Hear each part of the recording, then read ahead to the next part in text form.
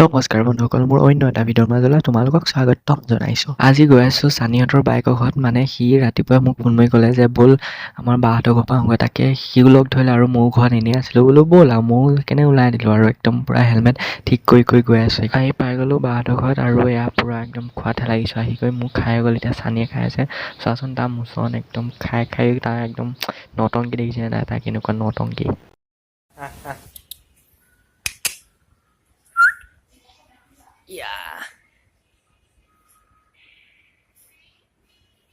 ভাইক দুটা যাম বুলি একদম বাইকে দেখিছে নাই, একদম ৰুটিও বনাইছে, মাংস বনাইছে, ভাতো বনাইছে। এতিয়া আমাক সুধিলে যে কি খাবা, আমি ক'লো দুইটাই দিয়া। একদম চোৱাচোন এতিয়া একদম ইউনিক খানা হৈ গৈছে, ৰুটিও খাম, ভাতো খাম আৰু মাংসও খাম, একদম পূৰা ইউনিক।